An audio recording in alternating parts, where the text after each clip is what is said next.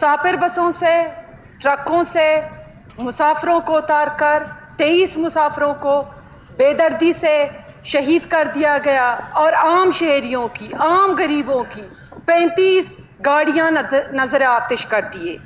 तो इस तरह की दहशतगर्दी की वाक़यात की मैं मज़म्मत करती हूँ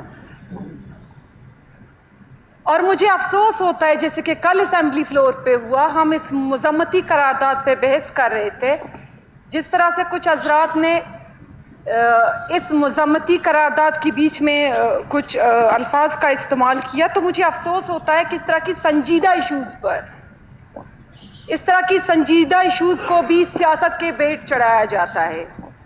बलूचिस्तान में जो हालात हैं दहशतगर्दी के, मैं समझती हूँ कि हम सब कहीं ना कहीं ज़िम्मेदार हैं, क्योंकि हम हक़ाइक़ को छुपाते हैं। हम हमारी पॉलिटिकल और जो हमारी सियासत होती है वो इन हक़ाइक़ को छुपाने से शायद चमकती है।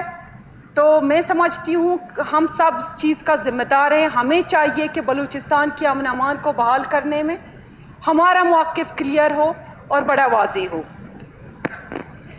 तो मैं उन सियासतदानों से और उन लोगों से ये सवाल करना चाहती हूँ कि ज़रा अपने दिल पे हाथ रखें और ये सोचें कि कितना क़यामत खेज़ मंजर होगा वो देखने को कि बच्चों के सामने उनके वालिद को बसों से उतार कर शहीद कर दिया गया।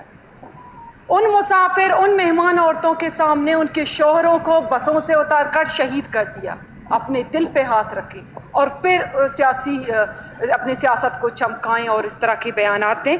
तो ऐसे दहशतगर्दी की वाक़यात की पूरी बलूचिस्तान मज़म्मत करती है, ये ऐवान मज़म्मत करती है, पूरी बलूचिस्तान की अवाम मज़म्मत करती है, क्योंकि बलोच एक गैरतमंद और मेयारजल और बावकार कौम है, एक बुज़दिल और सफाक हरगिज़ नहीं।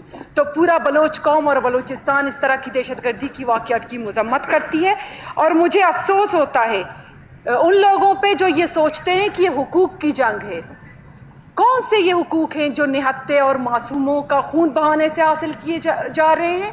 कौन से ये हुकूक हैं जो मजदूरों, गरीबों के जो गाड़ियां हैं उनको नजर आतिश करने से हासिल हो रहे हैं? कौन से वो हुकूक हैं जो गरीबों की रोजगार पे कदम लगा रहे हैं? ये कौन से हुकूक हैं? ये कोई हुकूक की जंग नहीं है और ये दहशतगर्दी है और सफाक दहशतगर्दी है। ये जुल्म है और जुल्म बेइंतहा है। हमें इस पे खुल के बोलना चाहिए और हमें इसके खिलाफ आवाज़ उठाना चाहिए। और मैं ये भी कहना चाहूँगी कि ये जो सब कुछ हो रहा है हमारे सूबे बलूचिस्तान में, ये पाकिस्तान, दुश्मन कुव्वतें और उनके एवा पे किया जा रहा है। वो बलूचिस्तान में डीस्टेबलाइजेशन लाना चाहते हैं, वो तरक्की के अमल को रोकना चाहते हैं, बलूचिस्तान को महरूमियों के तरफ धकेलना चाहते हैं और फिर इन महरूमियों पर सियासत करके और महरूमियों को बुनियाद बनाकर बलूचिस्तान की आवाम और नौजवानों की जहनों के साथ वो खेलना चाहते हैं ताकि उनको दहशतगर्दी में मुलव्वस किया जाए। तो मैं इस ऐवान के तवज्जुह से कहना चाहूँगी कि उनकी खाम ख्याली है, इस हरगिज़ मुमकिन नहीं होगा। आज पूरी बलूचिस्तान, ये ऐवान, बलूचिस्तान की आवाम उन दहशतगर्दों के ख़िलाफ़ कड़ी है। And no one will be allowed to challenge the writ of the state without any exception.